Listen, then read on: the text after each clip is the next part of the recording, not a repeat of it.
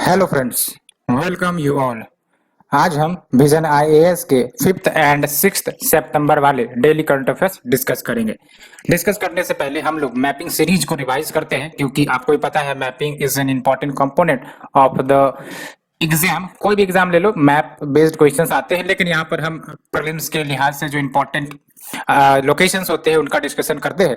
सबसे पहले तो हम लोग इंडियन पॉलिटिकल मैप का डिस्कशन कर रहे थे, सो दैट आइडेंटिफिकेशन हो जाए आपका जो लोकेशन है डिफरेंट स्टेट्स का, एज वेल एज कुछ इंपॉर्टेंट जो रीजंस देखने को मिलते हैं एंड कुछ अलाइनमेंट कैपिटल का या फिर आपका कोई सिटी का, उसे भी देखेंगे। सबसे पहले हम मैप सीरीज में चलते हैं। ये देख लो, यही मैप मैं आपको बार बार दिखाते रहता हूं, अब तो आपको याद भी हो गया होगा अल्टीमेटली।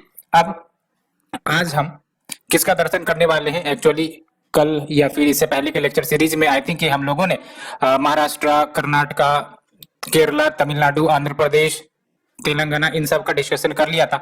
आज जो दर्शन हमें करना है अल्टीमेटली, जो उत्तर प्रदेश है, बिहार है, झारखंड है, इनका डिस्कस करना है। ठीक है, तो सबसे पहले हम जूम इन करते हैं, चलते हैं उत्तर प्रदेश की ओर, जो आपका लार्जेस्ट स्टेट है in terms of area as well as in terms of population. ठीक है, तो उत्तर प्रदेश को चलते हैं। तो देख लो, ध्यान से देखो, उत्तर प्रदेश चलना शुरू किया हमने, तो उत्तर प्रदेश का पड़ोसी राज्य बिहार से मिलन होता है अल्टीमेटली, और बिहार से क्रॉस करने के बाद अल्टीमेटली हमें किससे मिलन होता है?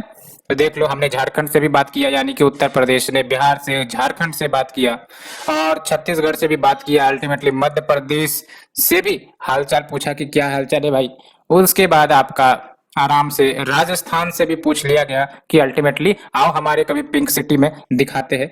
तो फिर आप देख लो, राजस्थान के बाद आपका हरियाणा, और हरियाणा में एक इंपॉर्टेंट आईवीसी साइट है, इंडस वैली सिविलाइजेशन वाली, आप हमें बताओ वो कौन सी है। उसके बाद ये छोटा सा जो आप दिल्ली देख रहे हो, जो आपका कैपिटल है इंडिया का, उससे भी दर्शन हो जाते हैं। एंड अल्टीमेटली आपका फिर जो उत्तराखंड है, जहां पर आपको नंदा देवी नेशनल पार्क मिल जाते हैं, वैली ऑफ फ्लावर मिलते हैं, है ना, तो यहाँ पर भी दर्शन हो गए। एंड अल्टीमेटली फिर देखो आप, नेपाल जो हमारा पड़ोसी देश है ना, उत्तर प्रदेश से बॉर्डर टच करता है, तो फिर हमने बॉर्डर कंप्लीट कर लिया उत्तर प्रदेश का।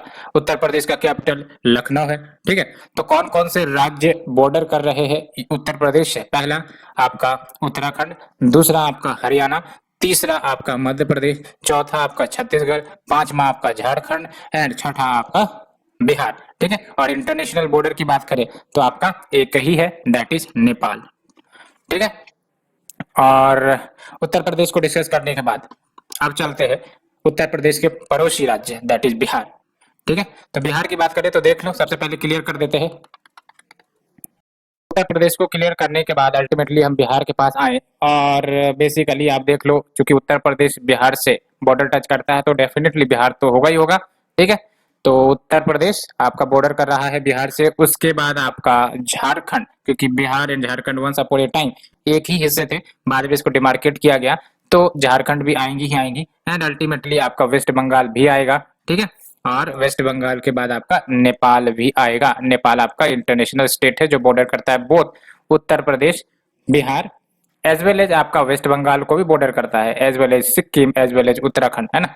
लेकिन बिहार की बात करें तो बिहार आपका उत्तर प्रदेश को बॉर्डर करता है, पहला, दूसरा झारखंड को बॉर्डर करता है, तीसरा वेस्ट बंगाल को बॉर्डर करता है, चौथा आपका और किसी राज्य को बॉर्डर नहीं करता है। ठीक है, बाकी अगर इंटरनेशनल लेवल पर सिर्फ और सिर्फ आपका नेपाल है जो बिहार को बॉर्डर करता है। तो अगर हम पूछे कि नेपाल कौन कौन से राज्य को बॉर्डर करता है, तो आप देख लो, उत्तराखंड, उत्तर प्रदेश, बिहार, वेस्ट बंगाल, और आपका सिक्किम। वेस्ट बंगाल आप देख लो यहाँ पर है। ठीक है, वैसे भी यहाँ पर दार्जिलिंग वाला पोर्शन होता है, आपने पढ़ा होगा। ठीक है, तो आपका वेस्ट बंगाल को भी बॉर्डर करता है एज वेल एज सिक्किम। ठीक है, और ये एक इंपॉर्टेंट फैक्ट आपको याद रखने हैं कि जो राज्य है जो सबसे लॉन्गेस्ट बॉर्डर शेयर करते हैं नेपाल से, वो आपका उत्तर प्रदेश नहीं है, वो आपका बिहार है। यस, आप एक बार चेक कर सकते हो और वेरीफाई कर सकते हो कि क्या उत्तर प्रदेश है लार्जेस्ट बॉर्डर शेयरिंग स्टेट जो नेपाल के साथ करते हैं, तो आपको उत्तर में नहीं मिलेगा। बिहार आपका लार्जेस्ट शेयर करता है आपका नेपाल के साथ बॉर्डर। ठीक है, तो ये कंफ्यूजन रहता है, इसलिए इस कंफ्यूजन को हमें दूर करना होगा। ठीक है, तो ये हमने बिहार का भी डिस्कस कर लिया, उत्तर प्रदेश का भी डिस्कस कर लिया, और नेपाल के साथ कौन-कौन से हमारे राज्य बॉर्डर करते हैं उसे भी डिस्कस किया। एंड अल्टीमेटली अब हम चलेंगे हमारा जो लास्ट होगा दैट इज झारखंड। ठीक है, तो पहले क्लियर कर लेते हैं। तो आइए झारखंड चलते हैं। तो झारखंड की बात करें तो आपको ही पता है बिहार तो पड़ोसी राज्य होगा ही होगा, क्योंकि वंस अपॉन ए टाइम एक ही था। ठीक है, तो झारखंड और बिहार दोनों भाई भाई। ठीक है, और उसके बाद आपका देख लो वेस्ट बंगाल आपका बॉर्डर टच करता है झारखंड से, एंड अल्टीमेटली आपका उड़ीसा टच करता है, एंड अल्टीमेटली आपका छत्तीसगढ़ टच करता है।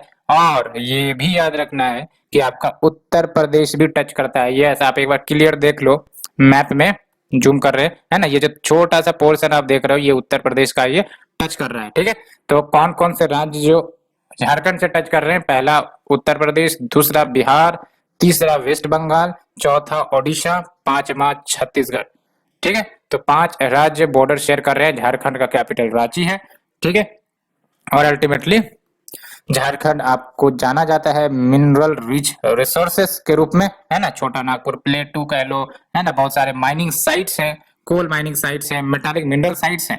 ये सब माइनिंग साइट्स आपको आराम से मिल जाते हैं यहाँ पर। ठीक है, उसे भी डिस्कस करेंगे, लेकिन अभी नहीं, उसे हम मिनरल्स वाले जो क्लासेस होंगे उसमें डिस्कस करेंगे। लेकिन अभी जो पॉलिटिकल बाउंड्री है उसे ही डिस्कस कर रहे हैं, क्योंकि इससे भी क्वेश्चंस निकलेंगे जो इंपॉर्टेंट होंगे, इसे देखते हैं। ठीक है, तो झारखंड को कंप्लीट करने के बाद, और आप देख सकते हो जो अभी तक हमने डिस्कस किया, झारखंड, बिहार, उत्तर प्रदेश, ये अभी 3 हमने डिस्कस किया, ये तीनों आपके लैंड लॉक्ड है ना, कोई भी कोस्टल बाउंड्रीज का नहीं है, आप देख सकते हो। ठीक है, तो अगर हम बात करें झारखंड के डिटेल्स की, तो झारखंड का डिटेल हमने कवर कर लिया, बाकी फर्दर क्लास में डिस्कस करेंगे। लेकिन अब चलते हैं कुछ इंपॉर्टेंट पॉइंट्स की तरफ कि हमारे देश में जो कोस्टल स्टेट्स कितने हैं, है ना। हिमालयन स्टेट्स की बात करें तो हिमालयन स्टेट्स के ऊपर क्वेश्चन आ चुका है। तो अब ये लद्दाख और जम्मू एंड कश्मीर भले हिमालयन रीजन में आते हैं, लेकिन हिमालयन स्टेट नहीं कहलाएंगे, है ना, क्योंकि अब ये स्टेट नहीं रहे। तो Himachal Pradesh yes Himalayan state है। ठीक है, उत्तराखंड है आपका, सिक्किम भी है, ठीक है, अरुणाचल प्रदेश भी है, एंड ये जो आपका पूर्वांचल है, ठीक है, नागालैंड, मिजोरम, मणिपुर, ये सब भी आपके आ जाते हैं। तो देख सकते हो 1 2 3 4 5 6 7, है ना, तो मिनिमम 7 तो है ही है। ठीक है, तो ये हमने हिमालयन स्टेट्स के बारे में पहले भी डिस्कस किया था, है ना, ये आपका पूर्वांचल है। उसे हम फिजियोग्राफी में डिस्कस करेंगे और डिटेल से कि कौन कौन से इंपॉर्टेंट आपके प्लेटूज है, आपके माउंटेन्स है। लेकिन सबसे पहले पॉलिटिकल की डिस्कस कर रहे थे, तो पॉलिटिकल को हमने डिस्कस किया। अब इंपॉर्टेंट बात यह है कि देख लो कौन कौन से आपके स्टेट है जो इंटरनेशनल बॉर्डर शेयर करते हैं। तो आपको ध्यान से यहाँ पर ऑब्जर्व करना पड़ेगा। मैप को थोड़ा छोटा कर देते हैं सो दैट आइडेंटिफिकेशन इजिली हो सके। ठीक है, तो आप देखो, पहले क्लियर करते हैं मैप को। तो आपको ध्यान से देखना है, एक हो गया आपका गुजरात, है ना, पाकिस्तान से बॉर्डर शेयर कर रहा है। ठीक है, और दूसरा हो गया आपका राजस्थान, ये भी पाकिस्तान से बॉर्डर शेयर कर रहा है। तीसरा हो गया आपका पंजाब, ये भी आपका पाकिस्तान से बॉर्डर शेयर कर रहा है। ठीक है, चौथा हो गया आपका, ये तो जम्मू एंड कश्मीर यूटी है, हम स्टेट की बात कर रहे हैं। ठीक है, तो आपका हिमाचल प्रदेश नहीं है, याद रखना, Himachal Pradesh does not share border with the Pakistan, but हाँ हिमाचल प्रदेश की बात करें तो आपका ये चाइना के साथ जरूर बॉर्डर शेयर करता है। तो चौथा ये हो गया। उत्तराखंड बिल्कुल आपका चाइना से बॉर्डर शेयर करता है, तो ये आपका 5वां हो गया। उसके बाद उत्तर प्रदेश, ये भी आपका बॉर्डर शेयर करता है नेपाल के साथ, तो ये भी 6ठा हो गया। और फिर बिहार, ये भी बॉर्डर शेयर करता है, 7वां ये हो गया। और सिक्किम भी बॉर्डर शेयर करता है, तो 8वां ये हो गया। और वेस्ट बंगाल भी बॉर्डर शेयर करता है, तो 9वां ये हो गया, 9th हो गया बेसिकली। और आप देख लो जो अरुणाचल प्रदेश है ना, अरुणाचल प्रदेश में बॉर्डर शेयर करता है, तो 10th ये हो गया। फिर आपका अरुणाचल के साथ साथ ये सारे के सारे नॉर्थ ईस्टर्न स्टेट आपका शेयर करते हैं ना, तो 10 तो ये हो गया। फिर नागालैंड 11th हो गया। फिर आपका मणिपुर 12th हो गया। मिजोरम आपका 13th हो गया। और जो त्रिपुरा है आपका 14th हो गया। और मेघालय देख लो आप 15th हो गया। और जो असम है आपका 16th हो गया। तो आप देख सकते हो कुल मिलाकर आपको 16 ऐसे राज्य मिलेंगे जो किसी ना किसी इंटरनेशनल बॉर्डर के साथ जरूर शेयर करते हैं। ठीक है, तो फिर से देख लो, आपका एक हो गया गुजरात, दूसरा राजस्थान, तीसरा पंजाब, चौथा आपका हिमाचल प्रदेश, 5वां आपका उत्तराखंड, 6ठा आपका उत्तर प्रदेश, 7वां आपका बिहार, 8वां आपका वेस्ट बंगाल, 9वां आपका सिक्किम, 10वां आपका अरुणाचल प्रदेश, 11th आपका नागालैंड, 12th आपका मणिपुर, 13th आपका मिजोरम, और 14th आपका त्रिपुरा, एंड 15th आपका मेघालय, एंड 16th आपका असम हो गया, है ना। तो आप देख सकते हो, तो इसका मतलब आपका जो state which is not sharing border with any international nation, तो वो कौन से हो गए, तो 28 में हम 16 अगर घटाएंगे तो 2 हो गया, और वो तो 12 स्टेट हो जाते हैं। तो इससे भी गिन लेते हैं कौन कौन से हैं आपके। तो देखो आप नीचे से शुरू करते हैं। केरला 1 हो गया, तमिलनाडु 2, कर्नाटक 3, आंध्र प्रदेश 4, गोवा 5, तेलंगाना 6, महाराष्ट्र 7, छत्तीसगढ़ हो गया आपका 8, एंड ओडिशा आपका 9th हो गया, मध्य प्रदेश आपका 10th हो गया, ठीक है, झारखंड आपका 11th हो गया, और हरियाणा आपका 12th हो गया। तो ठीक है, आपका 28 स्टेट्स, उसमें से आपका जो 16 है वो बॉर्डर शेयर कर रहे थे, तो आपका 12 स्टेट ऐसे हो गए जो लैंड लॉक्ड है ना। तो हमने कवर कर लिया ये आज की सीरीज में, जो भी आपके लैंड लॉक्ड है एंड जो आपके लैंड लॉक नहीं, बेसिकली जो आपके इंटरनेशनल बॉर्डर शेयर करते हैं और इंटरनेशनल बॉर्डर शेयर नहीं करते हैं, ठीक है। तो ये याद रखना है फ्रेंड्स, ठीक है, क्योंकि ये आपका स्टेटमेंट के रूप में पूछा जा सकता है कि जो इंडियन स्टेट्स हैं वो शेयर करते हैं boundary with more than 12 states हैं या मोर देन 16 स्टेट्स हैं जो इंटरनेशनल बाउंड्री शेयर करते हैं। तो बस इस टाइप के स्टेटमेंट, ऐसा नहीं कि आपको पूरा पूछा जाएगा कि वो कौन से शेयर करते हैं जनरली। तो ये आप एलिमिनेशन के लिए कहीं ना कहीं यूज कर सकते हो। ये आइडिया एक रफ आइडिया रहेगा कि हाँ इसके साथ बॉर्डर शेयर करता है इतना है, तो रफ आइडिया रहेगा, तो एलिमिनेशन टेक्निक में जरूर काम आएंगे। ठीक है, तो हमने स्टेट्स के बारे में डिस्कस कर लिया। कल हम देखेंगे कुछ अलाइनमेंट, ठीक है, जैसे नॉर्थ टू साउथ अलाइनमेंट देखेंगे कुछ इंपॉर्टेंट सिटी का, है ना, क्योंकि ऐसे भी ट्रेंड चलते हैं। और उसके बाद आपका ईस्ट टू वेस्ट देखेंगे, ऐसे भी कोई ट्रेंड चलता है जो सिटीज के बारे में पूछ लिए जाएंगे। उसके बाद हम लोग फिजियोग्राफी में एंटर करेंगे, ठीक है, क्योंकि यहाँ से जो इंपॉर्टेंट क्वेश्चंस निकलने हैं वहां से ये निकलेंगे। कुछ इंपॉर्टेंट अलाइनमेंट के बारे में पूछा जा सकता है, तो उसे कल डिस्कस करके अल्टीमेटली हम लोग फिजिकल ज्योग्राफी फिजिकल मैप में हम एंटर करेंगे, ठीक है। So let's come to the article. सबसे पहला है आपका tripartite peace deal inked to end Karbi Anglong unrest, है ना। तो कार्बी एंगलोंग आपको भी पता है, ये आपका असम में लोकेटेड है। आप यहाँ पर लोकेशन देख सकते हो, कार्बी एंगलोंग का लोकेशन आपको दिख रहा होगा। एंड ये जो ट्रिपार्टाइट पीस डील हुआ है, तो ट्रिपार्टाइट का मतलब ये होता है कि यहाँ पर 3 मुख्य पार्टी इन्वॉल्व होंगे और काम क्या करेगा ये आपका डील, तो अल्टीमेटली जो कार्बी एंगलोंग अनरेस्ट चल रहे हैं उसको खत्म करने का प्रयास करेगा। तो देख लो आप, a tripartite agreement among the 5 insurgent groups of Assam. तो एक तरफ आपका 5 इंसर्जेंट ग्रुप हो गया असम का, दूसरी तरफ सेंट्रल गवर्नमेंट भी इन्वॉल्व है, तीसरी तरफ आपका स्टेट गवर्नमेंट इन्वॉल्व है। इन तीनों के बीच एक डील साइन हुआ है to end the years of violence, जो कार्बी एंगलोंग रीजन में देखने को मिलते रहे हैं लंबे समय से। तो अगर हम बात करें कार्बी एंगलोंग की जो इंसर्जेंसी है वो किस लिए है, तो ये बोला जाता है कि ये जो आपके इंसर्जेंट ग्रुप से ये डिमांड करते हैं कि हमें भाई साहब सेपरेट स्टेट दे दो कार्बी एंगलोंग का एंड नॉर्थ काचर हिल को मिला के, है ना। तो ये जो रीजन है इनका बोलते हैं कि हमें सेपरेट स्टेट का दर्जा दिया जाए, है ना। तो आपका ये इश्यू देखने को मिलता है और ये लंबे समय से चल रही थी। Apart from Bodoland movement and the one led by the ULFA, that is your United Liberation Front of Assam for the sovereignty of Assam। तो एक तो ये आपका कार्बी एंगलोंग वाला चल ही रहा था, एक और आपका बोडोलैंड मूवमेंट चल रहा था, ठीक है। तो अभी उसका सोल्यूशन क्या रहा, तो बोडोलैंड ऑटोनमस रीजन के रूप में उनको डेडिकेट किया गया है, ठीक है। तो बोडोलैंड वाली भी इश्यू कहीं ना कहीं चलते रहती है, कभी ना कभी आपको सुनने में देखने को मिलती होगी। तो उसका सोल्यूशन गवर्नमेंट ने क्या किया कि आपका ऑटोनोमस डिक्लेयर किया गया है। आपने बोडोलैंड ऑटोनमस रीजन का बारे में सुना भी होगा। क्या की हाईलाइट है इस डील के, देख लो। Rehabilitation of more than 1000 armed cadres have observed violence and mainstream को ज्वाइन किया है। काफी इंपॉर्टेंट बात है, वायलेंस हिंसा को त्याग करके इन्होंने अब मिनिस्ट्री में ज्वाइन करने का फैसला लिया है ना। तो ये जो इंसर्जेंसी फैलाने की या स्प्रेड होने की जो चांसेस हो सकती है अब वो कम होगी, क्योंकि ये सब अब हिंसात्मक गतिविधियों पर आपका त्याग कर रहे हैं, ठीक है, ये आप सबमिट कर रहे हैं। एंड साथ ही साथ सेंटर आपका अवेलेबल करवाएगा स्पेशल डेवलपमेंट पैकेज 1000 करोड़ रुपए का आने वाले 5 सालों में असम गवर्नमेंट के लिए, so that Assam government specific projects ले सके for the development of Karbi area. क्योंकि अगर यहाँ डेवलपमेंट आएगी कि हो सकता है सबको नौकरी मिलेंगी, एज वेल एज कोई एजुकेशन सिस्टम डेवलप होगा, तो अल्टीमेटली जो वायलेंस जैसी घटनाएं होती है वो कम हो सकेंगी, ठीक है। And greater devolution of autonomy Karbi Anglong autonomous council के रूप में दिया जाएगा, है ना। साथ ही साथ protection of identity language and culture for the Karbi Anglong, क्योंकि ये जो सेपरेट स्टेट की मांग कर रहे हैं ये किस लिए, कि इनको डर लगता है कि कहीं हमारे लैंग्वेज या कल्चर को थ्रेट ना हो डिफरेंट पीपल के द्वारा, है ना, इसीलिए इनको ऑटोनॉमी दिया जाए। तो वन ऑफ द स्टेप जो गवर्नमेंट लेना चाह रही है कि इनको कार्बी एंगलोंग ऑटोनोमस काउंसिल के रूप में दिया जाए, सो दैट इनकी जो आइडेंटिटी है, लैंग्वेज है, कल्चर है, वो प्रोटेक्टेड रहे एंड फोकस्ड डेवलपमेंट हो काउंसिल एरिया का without affecting the territorial and administrative integrity of Assam. ये गवर्नमेंट ने कहा है ना कि बिना सेपरेट किए हुए इनको ऑटोनॉमी दे दी जाए, है ना, जैसे हम लोग अन्य राज्य में देते हैं। ठीक है, सो इसका समाधान हो सकता है। तो अगर हम बात करें कार्बी आंगलोंग की, ये न्यूज में है, तो ये आपका मैप बेस्ड क्वेश्चन यहाँ भी कवर हो जाएगा। देख लो, लार्जेस्ट डिस्ट्रिक्ट असम का है, याद रखना है, लार्जेस्ट डिस्ट्रिक्ट है असम का। इसमें वेरियस ट्राइबल एथनिक ग्रुप्स जैसे कार्बीज, बोडोज, कुकीज, दिमाशा, ये सब मिल जाते हैं आपको, है ना। और अगर हम बात करें, कार्बीज आपका रेशियली मोंगोलॉइड ग्रुप से बिलोंग करता है एंड लिंग्विस्टिकली आपका तिब्बतो बर्मन ग्रुप का है।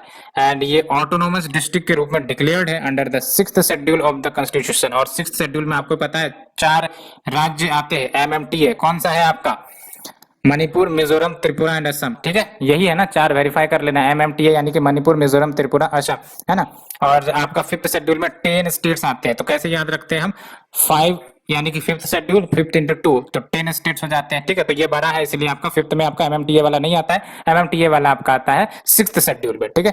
और 1995 में ये अपग्रेड किया गया था टू द केएसी, जो अभी हमने डिस्कस किया, कार्बी एंगलोंग ऑटोनोमस काउंसिल के रूप में अपग्रेड किया जा चुका है इसे from the Karbi Anglong district council, है ना। तो इससे इनकी जो आइडेंटिटी है, कल्चर है, वो आपका प्रोटेक्टेड रहेगी और ये शांत रहेंगे और वहां पर इंसर्जेंसी कम होने के चांसेस हो सकते हैं। तो ये हमने आर्टिकल फर्स्ट डिस्कस किया, मैप हमने देखा भी असम का, ठीक है। And let's move to the second article. Over 900 species of animals have become extinct according to the latest IUCN red list. तो आप देख लो, अभी हाल ही में लेटेस्ट आईयूसीएन रेड लिस्ट आया है और इसमें एक डाटा ये इंडिकेट कर रहा है कि अब तक 900 स्पीसीज जो एनिमल्स के हैं वो एक्सटिंक्ट हो चुके हैं। तो आप देख लो, अगर हम बात करें आईयूसीएन के रेड लिस्ट की, पहली बात तो ये याद रखना है कि red list of threatened species ये किनके द्वारा आपका पब्लिश किया जाता है, आईयूसीएन के द्वारा, है ना। तो IUCN red list of threatened species 1964 में फाउंड हुआ था और ये वर्ल्ड का मोस्ट कॉम्प्रिहेंसिव इन्वेंटरी कह सकते हो, जिसमें आपका global conservation status of plant and animal species को दिया जाता है ना। आपने आईयूसीएन रेड लिस्ट में क्रिटिकली इंडेंजर्ड, एक्सटिंक्ट, ये सब सुना होगा, ये सब इसी के अंतर्गत आते हैं, आईयूसीएन रेड लिस्ट के अंतर्गत। और बेसिकली ये आपका क्वांटिटेटिव क्राइटेरिया का इस्तेमाल करता है to evaluate the extinction risk की ये कौन से लिस्ट में आएंगे, एक्सटिंक्ट में आएंगे या फिर क्रिटिकली इंडेंजर्ड में आएंगे, है ना। तो वो क्वांटिटेटिव क्राइटेरिया का इस्तेमाल करके ये स्टेटस बताते हैं, which is included in the global species programme of the IUCN. And ये जो आपका रेड डाटा लिस्ट है वो आपका रेड लिस्ट पार्टनरशिप के द्वारा प्रोड्यूस किया जाता है, including the IUCN, bird life international, conservation international. तो बर्ड लाइफ इंटरनेशनल भी कुछ कंट्रीब्यूशन देती है ना। कहने का मतलब वो बर्ड से रिलेटेड डाटा प्रोवाइड करती है, एलोंग विद आपका कंजर्वेशन इंटरनेशनल, आईयूसीएन ये भी आपका कलेक्ट करती है। तो देख लो, the red list data is produced by the red list partnership including IUCN, bird life international, conservation international. क्या की अपडेट्स आए हैं, जो अभी लेटेस्ट रिपोर्ट है, देख लो। कोमोदो ड्रैगन ये आपका वर्ल्ड्स लार्जेस्ट लिविंग लिजार्ड है, जो आपका इंडोनेशिया में ही मिलते हैं, इंडोनेशिया में इंडेमिक है, कहने का मतलब ये है। और इसको अब वल्नरेबल से इंडेंजर्ड कैटेगरी में डाल दिया गया है ना। And all of the threatened shark and रे स्पीसीज ये इनको ओवर फिशिंग करी गई है और कहीं ना कहीं इसके कारण इफेक्ट हुए हैं by loss and degradation of habitat and climate change. तो देख सकते हो, क्लाइमेट चेंज का इफेक्ट आपका बायोडायवर्सिटी पर डायरेक्ट देखने को मिल रहा है, इस रिपोर्ट में साफ साफ बोल रहा है, ठीक है। And 4 of the 7 most commercially fished tuna species इसमें आपका रिकवरी दिखाई है ना, यानी कि रिकवर हो रहे हैं। और आईयूसीएन ने ऑफिशियली ग्रीन स्टेटस को लॉन्च कर दिया है, which is the first global standard for assessing the species recovery and measuring conservation impact, है ना। तो ग्रीन स्टेटस का मतलब क्या, वैसे स्पीसीज जो रिकवर हो गए हैं उनको इसमें डाला जाएगा, है ना। तो आईयूसीएन ने ऑफिशियली लॉन्च कर दिया ग्रीन स्टेटस को, है ना। तो अभी रेड स्टेटस था, ग्रीन स्टेटस में क्या होगा, वैसे स्पीसीज जो आपका रिकवर हुए या नहीं हुए इसके बारे में आपको जानकारी मिलेगी। And measuring the conservation impact, अगर हम बात करें आईयूसीएन के बेसिक की, तो इसका हेडक्वार्टर आपका ग्लैंड स्विट्जरलैंड में है। और IUCN is world's oldest global environmental organisation, देख लो आप 1948 में ही बना था, है ना। और इसमें अभी मोर देन 1400 मेंबर्स आपको मिल जाते हैं और गवर्नमेंट भी है और सिविल सोसाइटी ऑर्गेनाइजेशंस भी इसके मेंबर के रूप में आते हैं। एंड एवरी 4 ईयर आईयूसीएन आपका आईयूसीएन वर्ल्ड कंजर्वेशन कांग्रेस यानी कि सभा कन्वीन करती है to set the global conservation agenda, ठीक है। और आईयूसीएन रेड लिस्ट में देख लो, पहली बात तो यही याद रखना है कि आईयूसीएन के red list of threatened species में आपका क्रिटिकली इंडेंजर्ड, इंडेंजर्ड और वल्नरेबल आता है, ठीक है। और एक्सटिंक्ट में आपका एक्सटिंक्ट एक तो कंप्लीट एक्सटिंक्ट हो गया और दूसरा एक्सटिंक्ट इन विल यानी कि जंगलों में एक्सटिंक्ट हुआ है, यानी कि इसको बेसिकली जो आपका ह्यूमन रिलेटेड एनवायरमेंट यानी कि ह्यूमन इंड्यूस्ड एनवायरमेंट में जैसे आपका जू सब में मिल सकता है, लेकिन विल्ड में नहीं मिलेगा ये एक्सटिंक्ट इन विल्ड वाला, ठीक है। तो एक्सटिंक्ट में देख लो, नो रीजनेबल डाउट कि ये जो लास्ट इंडिविजुअल है ये भी खत्म हो गए। एक्सटिंक्ट इन विल्ड का मतलब यही हुआ कि भाई साहब ये सिर्फ कैप्टिविटी, कल्टिवेशन या फिर आउटसाइड इस नेचुरल रेंज में ही मिलते हैं ना। एंड क्रिटिकल इंडेंजर यानी कि which is facing extremely high risk of extinction in the world. और इंडेंजर्ड की बात करें तो facing a very high risk of extinction in the world. Vulnerable में क्या होता है आपका facing A risk of extinction in the world. तो कहने का मतलब ये है कि पहले वल्नरेबल, फिर इंडेंजर, फिर क्रिटिकल इंडेंजर, और ज्यादा कंडीशन खराब होगी तो एक्सटिंक्ट विल, और ज्यादा एक्सटिंक्ट कंडीशन खराब होगी तो एक्सटिंक्ट ही पूरा खत्म ही हो जाएंगे, ठीक है। और लीस्ट कंसर्न भी है, नियर थ्रेटेंड भी है, ठीक है। डाटा डेफिशिएंट भी आता है, यानी कि वहां पर इंफॉर्मेशन उतनी नहीं है जो आपका एक्सटिंक्शन रिस्क को एस्टिमेट किया जा सके। Let's move to the next article. Ministry of Electronics and Information Technology forms 10-member panel to develop ecosystem for startup accelerators। तो देख लो ये जो पैनल है, चेयर कौन कर रहा है इसे? अजय प्रकाश साहू। ये ओवरसी करेंगे इंप्लीमेंटेशन ऑफ द स्कीम जो startup accelerators of MeitY for product innovation development and growth है, दैट इज समृद्ध। उस स्कीम के इम्प्लीमेंटेशन को ओवरसी करेंगे, ठीक है। क्या है आपका Samridh? Startup accelerators of MeitY for product innovation development and growth. और ये आपका प्रोसेस फॉर्मुलेट करेगा to support the existing and upcoming startup accelerator. और ये एक्सेलरेटर्स क्या करेंगे, है ना, ये basically information technology based startups को सेलेक्ट करेंगे, है ना, सो दैट जो इंडिया की प्रॉब्लम है उसको सॉल्व कर सके एंड इससे आपका बेटर सोशल इम्पैक्ट क्रिएट हो सके, है ना। And they would also have to build the customised acceleration programmes जो फिट करेंगे the needs of the selected startups. Samridh के बेसिक की बात करें तो ये आपका लॉन्च किया गया है हाल ही में, जिसके तहत 300 स्टार्टअप्स को आइडेंटिफाई किए जाते हैं और उसको आइडेंटिफाई करने के बाद उसको मदद की जाती है। Customer connect services, investors connect services and international immersions जैसी सर्विसेज प्रोवाइड करके over the next 3 years. And इसमें आप देख सकते हो investment of up to 40 lakh to the startup based on current valuation and growth state of the startup. ये provide करी जाती है किनके द्वारा? सेलेक्टेड एक्सेलरेटर के द्वारा। एंड ये आपका इक्वल मैचिंग इन्वेस्टमेंट को फैसिलिटेट करता है बाय द एक्सेलरेटर या इन्वेस्टर। एंड ये इंप्लीमेंट करी जा रही है बाय द मैथी स्टार्टअप हब एमएसएच, ठीक है। तो ये हमने बेसिक की बात करी। अगर हम बात करें स्टार्टअप इकोसिस्टम इन इंडिया के बारे में तो आप देख लो अब India world's third largest startup ecosystem हो गया है ना। काफी इंपॉर्टेंट फैक्ट है ये, है ना। India is home to world's third largest startup ecosystem. And इतना ही नहीं, country now is the third largest unicorn. Unicorn company वो कंपनी होती है जो जिसका वैल्यूएशन मोर देन $1 बिलियन होता है, ठीक है। तो आप देख लो ग्लोबल लेवल पर आपका तीसरे नंबर पर आता है अगर हम बात करें स्टार्टअप्स की जो यूनिकॉर्न क्लब में शामिल है। And 40% of the startups are in tier 2 and tier 3 city, तो सिटीज का भी डेवलपमेंट होगा। और startup India seed fund scheme, ये सभी कुछ इनिशिएटिव जो लिए गए to promote the startups. Next is your Atal pension Yojana dominates social security scheme with 66% NPS subscriber base. तो अटल पेंशन योजना फिर से न्यूज में आई है, उसे डिस्कस करेंगे। तो पहली बात तो ये कि जो एनुअल रिपोर्ट रिलीज करी गई है नेशनल पेंशन सिस्टम ट्रस्ट की, उसमें आपका देख लो डाटा क्या कह रहा है। Out of 4.2 crore national pension system subscriber जो अभी हैं, उसमें 66% या फिर 2.8 करोड़ ने अटल पेंशन योजना को ऑप्ट किया है एट द एंड ऑफ 2021, है ना। और अगर हम बात करें अटल पेंशन योजना की तो ये आपका 2015 में लॉन्च किया गया था। ऑब्जेक्टिव यही है कि universal social security system create किए जाए for all Indians, specially for the poor, underprivileged and workers in the unorganised sector. याद रखना, ऑर्गेनाइज सेक्टर के लिए तो हमारे पास वेरियस पेंशन स्कीम चलते ही रहते हैं, लेकिन अनऑर्गेनाइज सेक्टर के लिए ये आपका फोकस करता है अटल पेंशन योजना। ऑब्जेक्टिव देख लो, universal social security system for all Indians, specially for the poor, underprivileged and workers in the unorganised sector. और इंपॉर्टेंट बात यह है कि it is administered by PFRDA via national pension system. और इसके तहत वेरियस कैटेगरीज ऑफ पीपल को ये सर्व करते हैं एंड सेवरल मॉडल्स हैं एनपीएस के, यानी कि एनपीएस की बात कर रहे हैं, है ना। And APY is one such model. And eligibility की बात करें तो कौन एलिजिबल है अटल पेंशन योजना के लिए? तो citizen of India in the age group 18 से 40, याद रखना आपको, है ना। 18 से 60 नहीं, 18 से 40।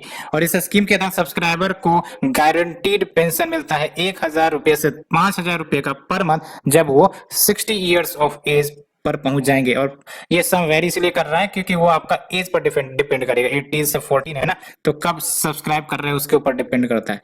And after the death of subscriber same pension amount ये पेड किए जाएंगे टू हिज या हर स्पाउस। एंड देख सकते हो अगर सब्सक्राइबर और स्पाउस दोनों का डेथ होता है तो जो एक्यूमुलेटेड पेंशन वेल्थ है सब्सक्राइबर की, ये नॉमिनी को रिटर्न कर दी जाएंगे। ये याद रखना है आपको, है ना। तो डेथ ऑफ सब्सक्राइबर के बाद सेम पेंशन अमाउंट ये किसको दिया जाएगा? स्पाउस को, ठीक है। एंड अगर सब्सक्राइबर और स्पाउस दोनों का देहांत हो जाता है, डिवाइस हो जाता है, तो एक्यूमुलेटेड पेंशन वेल्थ किसे दिया जाएगा? नॉमिनी को।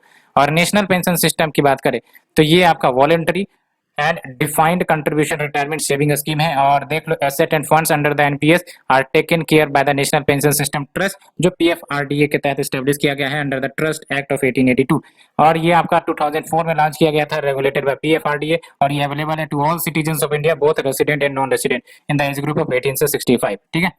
एंड यहाँ पर आप देख लो emerging opportunities in the biofuel sector. Biofuel आजकल काफी ज्यादा न्यूज में रह रही है ना। इसके ऑब्जेक्टिव्स के खासकर इसका जो आपका क्या फीचर्स है बायोफ्यूल का, इसके बारे में भी जानना जरूरी होता है, क्योंकि आजकल बेसिक क्वेश्चंस ज्यादा आ रहे हैं। ठीक है, तो आप देख लो क्या क्या अपॉर्चुनिटीज हो सकती है बायोफ्यूल सेक्टर में, उसे डिस्कस करते हैं। पहली बात तो ये कि ग्लोबल लेवल पर आपका 140 billion tonne of biomass generate होता है। इसका सिग्निफिकेंस समझ रहे हो? अगर इनको बायोफ्यूल में कन्वर्ट कर दिया जाएगा तो कितनी बड़ी एनर्जी जनरेट हो सकती है ना। तो 140 billion tonne of biomass generate होते हैं every year from the agriculture, equivalent to approximately 50 billion tonne of oil निकल सकते हैं, आप समझ लो। और भारत में around 235 million metric tonne of surplus crop residue produce होता है, जिसमें सिर्फ और सिर्फ 10% ही बायोफ्यूल में कन्वर्ट होते हैं। तो कहने का मतलब यह है कि आपका बायोफ्यूल के लिए भारत के लिए स्कोप काफी ज्यादा है, क्योंकि ये सब जो आपके क्रॉप रेसिड्यू है ये सब वैसे ही वास्ट हो जाते हैं, और अगर इसको यूज किया जाए एज ए बायोफ्यूल फॉर्मेशन, है ना, बायोफ्यूल एक्सट्रैक्शन, तो कहीं ना कहीं भारत की एनर्जी सिक्योरिटी भी फुलफिल होगी। और फिर आप देख लो full utilization of this surplus crop residue can lead to providing 17% of country's energy needs। काफी बड़ा कंट्रीब्यूशन होगा ये, है ना। 17% ऑफ कंट्रीज नीड्स को, एनर्जी नीड्स को फुलफिल करवा सकता है ये। और अगर हम बात करें बायोफ्यूल की, तो ये आपका और कुछ नहीं लिक्विड फ्यूल होता है। नाम से ही पता चल रहा है कहां से ये डिराइव किए जाएंगे, बायोलॉजिकल मटेरियल से। ट्रीज हो सकते हैं, एग्रीकल्चरल वेस्ट हो सकते हैं, क्रॉप या फिर ग्रास हो सकते हैं। क्या क्या एप्लीकेशन है इनके, तो ये जो बायोफ्यूल निकल कर आएंगी, जाहिर सी बात है ट्रांसपोर्टेशन सेक्टर में, जनरेटिंग हीट एंड इलेक्ट्रिसिटी, इन सब में यूज किया जाएगा। सिग्निफिकेंस ऑफ बायोफ्यूल की बात करें तो ग्रीन हाउस गैस इमिशन को कम कर सकेंगे। क्यों? क्योंकि ये आपका रिन्यूएबल सोर्स माना जाता है, और अल्टीमेटली रिन्यूएबल सोर्स माना जाता है, तो इसका मतलब ये कि आपका ग्रीन हाउस गैस को कम कर सकता है। एंड जैसा कि अभी डिस्कस किए, रिन्यूएबल सोर्स ऑफ एनर्जी है, एंड ये फार्मर्स को बेनिफिट करता है विद एडिशनल इनकम। जाहिर सी बात है एडिशनल इनकम भी हो जाएंगे, अदरवाइज ये जला ही देते हैं जो आपका एग्रीकल्चरल रेसिड्यू निकलता है। तो इससे बढ़िया है कि आपका इनकम के रूप में बढ़ सकता है, और एक प्रकार से एनर्जी सिक्योरिटी भी मीट हो जाएगी, और दूसरी तरफ आपका ग्रीन हाउस गैस इमिशन भी कम होगा। तीसरी तरफ आपका जो इंपोर्ट डिपेंडेंसी है, यानी कि इंडिया की जो एनर्जी नीड्स है वो भी फुलफिल हो जाएंगी, है ना। As well as opportunities for new businesses in the processing of biomass storage solution and enable the employment generation, ये भी है। अगर हम बात करें गवर्नमेंट की क्या पॉलिसीज है बायोफ्यूल्स को प्रमोट करने के लिए, तो we have the national policy on biofuel 2018। इसमें सबसे इंपॉर्टेंट बात याद ये रखना है कि इसके तहत 20% E20 कहते हैं इसको, है ना, E20 यानी कि 20% इथेनॉल ब्लेंडिंग किया जाए बाय 2025, एंड 5% बायोडीजल ब्लेंडिंग किया जाए आपका 2030 तक।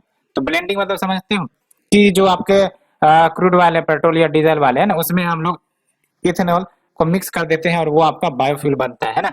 प्रधानमंत्री जीवन यानी कि जैव ईंधन वातावरण अनुकूल फसल अवशेष निवारण योजना 2019 में चलाई गई है। एंड वी हैव द गोबर, that is galvanising organic bio agro resources धन स्कीम 2018, है ना। गोबर धन स्कीम आपने सुना होगा, है ना, गोबर से धन scheme. And repurpose used cooking oil scheme bye FSSAI.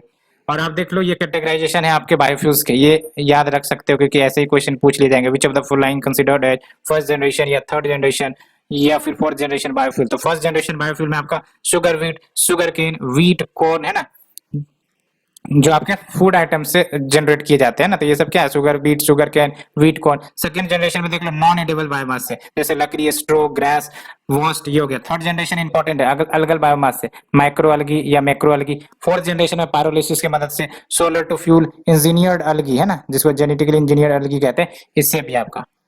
तो ये हमने डिस्कस किया। Let's move to the shorter news. Air defence identification zone. तो चाइनीज एयरक्राफ्ट ताइवान के एयर डिफेंस आइडेंटिफिकेशन जोन में एंटर कर गई थी, इसलिए ये आपका न्यूज है। तो ये आपका और कुछ नहीं बल्कि एयर स्पेस है, ओवर द लैंड या फिर वाटर, किसी पर भी हो सकते हैं, जिसके तहत आपको अर्ली वार्निंग सिस्टम प्राप्त हो जाता है, सो दैट किसी देश को मदद कर सके कि वो डिटेक्ट करे पॉसिबल इंकर्जन्स उनके सॉवरिन एयर स्पेस में। And it is traced beyond the boundary of countries national air space.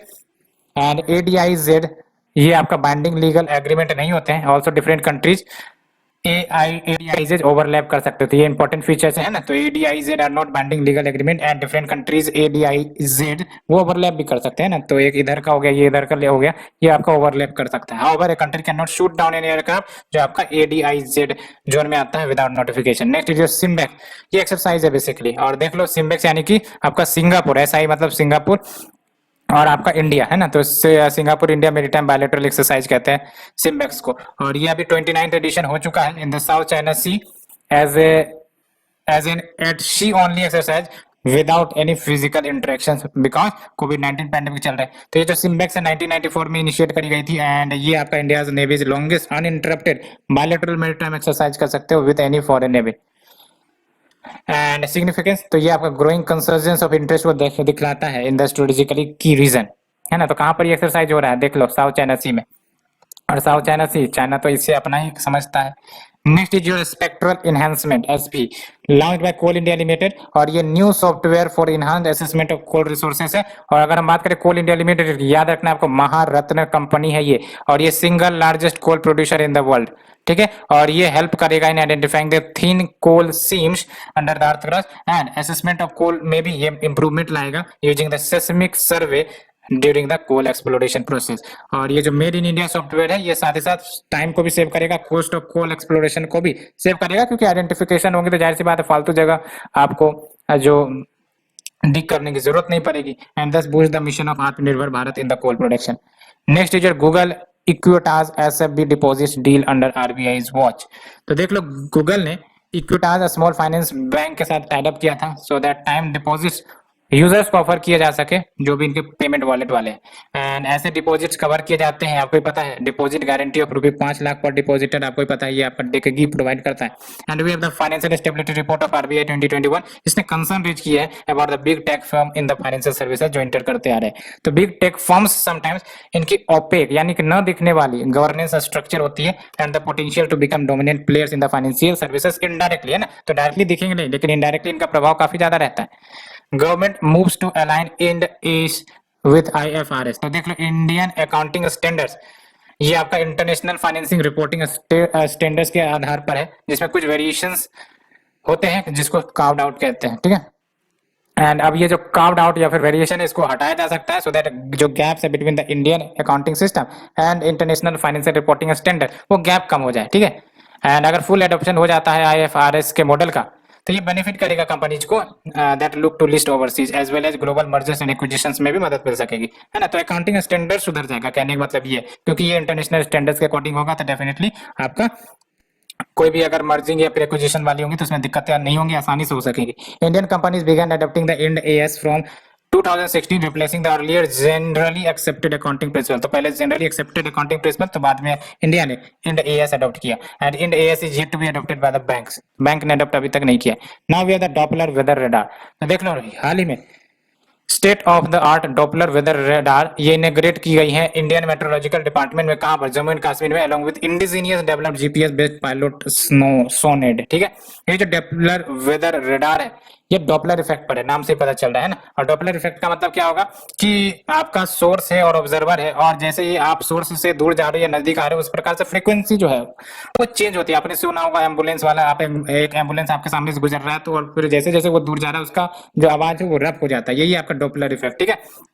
तो ये है आपका एंड ऑब्जेक्टिव क्या है, वेदर मॉनिटर करना, है ना। और ये कैसे वर्क करता है, तो ये पल्सेस भेजता है इलेक्ट्रोमैग्नेटिक एनर्जी का इनटू द एटमॉस्फेयर और बाद में यही आपका पल्स रिफ्लेक्ट बैक करती है to the radar by the rain drops या फिर स्नो, तभी पता चलता है कि हाँ ये आपका स्नो या फिर स्नो फॉल होगा या नहीं होगा, रेन हो सकते या नहीं हो सकते।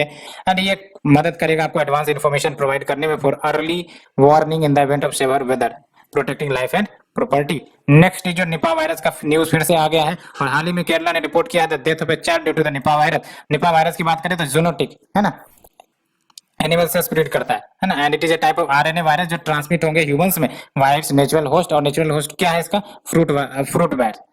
एंड या फिर डायरेक्ट कांटेक्ट अगर होती है इन्फेक्टेड पीपल के साथ या फिर कॉन्टेमिनेटेड फूड के साथ तब भी आपका ये फैल सकता है। तो वायरस का बेसिकली सिंपल प्रिंसिपल यही होता है कि या तो आपका टच से या फिर आपका डायरेक्ट कांटेक्ट से या फिर आपका कोई जो आपका कैरियर है जैसे फ्रूट बैट्स उनसे ही फैलते हैं जनरली, ठीक है। कोविड को भी देख लो, presently it lacks any treatment या वैक्सीन, कोई वैक्सीन या ट्रीटमेंट नहीं है, सपोर्ट केयर ही दी जाती है ना, जैसा कंडीशन बनेगा उस प्रकार की दवाइयां दे दी जाती है। नेक्स्ट ईयर वनेयार मूवमेंट, तो ये आपका 1986 में स्टार्ट हुआ था, है ना। It is based on the demand for reservation for Vanniyakula क्षेत्रीय या फिर वनयार जिनको कहते हैं, for 20% state reservation and 2% central reserve services में रिजर्वेशन की डिमांड करते हैं, ठीक है। और ये जो वनयार्स है ये among the largest and most consolidated backward community of Tamil Nadu, याद ये रखने की वनयार मूवमेंट आपका तमिलनाडु से शुरू होता है और ये आपका वनयार तमिलनाडु में, ठीक है। Next is your Panchsheel valley, काफी ज्यादा न्यूज में है ना। तो पंचशील वैली अफगानिस्तान में, आप देख लो ये आपका अफगानिस्तान है, ठीक है। अफगानिस्तान के बारे में डिस्कस किया था, कौन कौन से बॉर्डर शेयर करते हैं, ईरान है, पाकिस्तान है ना। और देख लो अफगानिस्तान के जो है आपका काबुल जो कैपिटल है अफगानिस्तान का, उसके नॉर्थ में, यस साउथ में नहीं, काबुल जो है आपका कैपिटल उसके नॉर्थ में पंचशील वैली है एंड इट इज लोकेशन। तो देख लो तालिबान ने क्लेम कर लिया है यहाँ पर पंचशील वैली को कंप्लीटली कि भाई साहब अभी ये से भी हमने कैप्चर कर लिया है। और लोकेशन एंड वाटर बॉडी की बात करें तो ये आपका हिंदू कुश माउंटेन में लोकेटेड है and entire valley is located along the Panchsheel river, जो आपका पूरा फ्लो करता है अफगानिस्तान में, जो भी जो पंचशील वैली है, ठीक है। तो पंचशील वैली नाम ही पड़ा है पंचशील रिवर के नाम पर and almost 100% of the population of this valley are ethnic Tajiks. Special feature की बात करें तो यहाँ पर आपको सिल्वर रिच डिपॉजिट्स हैं, वेरियस टाइप्स ऑफ क्रिस्टल जो काफी ज्यादा महंगे होते हैं, including the emeralds and rare earth elements, ये भी मिल जाते हैं। और ये ग्रेवयार्ड के रूप में जाना जाता है of the invaders, as no invader could succeed the conquer, है ना। तो ग्रेवयार्ड कहा जाता है इन्वेडर्स का, क्योंकि कोई भी इन्वेडर यहाँ पर आया वो सक्सीड नहीं हुआ। बॉर्डरिंग कंट्रीज देख लो, तो ये काफी इंपॉर्टेंट है, ये हमने डिस्कस भी किया था। अफगानिस्तान लैंडलॉक कंट्री है आपका, तुर्कमेनिस्तान के along Uzbekistan, Tajikistan, Pakistan, China, India, है ना। तो अफगानिस्तान को बॉर्डर करने वाली कौन कौन सी देश है, Turkmenistan, Uzbekistan, Tajikistan, Pakistan, China and India, है ना। तो देख लो किर्गिस्तान नहीं है, ये भी सेंट्रल एशियन कंट्री है लेकिन किर्गिस्तान नहीं है, ठीक है। और आप ये भी देख लो कजाकिस्तान नहीं है ना। तो कौन कौन नहीं है, कजाकिस्तान, किर्गिस्तान नहीं है, तुर्कमेनिस्तान है, उज्बेकिस्तान है, ताजिकिस्तान है, पाकिस्तान है, चाइना है, इंडिया है, ग्विनिया। तो ग्विनिया आप देख लो यहाँ पर है आपका ग्विनिया, है ना, अफ्रीकन नेशन है वेस्टर्न लोकेशन में, और यहाँ पर अटलांटिक ओशियन, और ये आपका अटलांटिक ओशियन के कोस्ट के अलोंग भी लाई करता है। तो देख लो ये आपका military coup in Guinea dissolve the government of the day। Location की बात करें तो it is a part of western Africa and it is located on the Atlantic coast.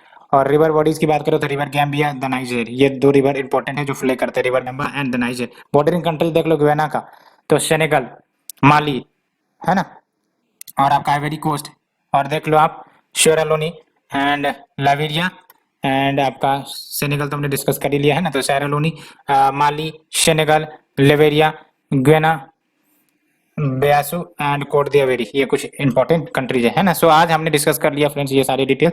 Hope आपको पसंद आई होगी, अगर पसंद आ रही है तो प्लीज लाइक से सब्सक्राइब करो। Thank you friends, thank you very much.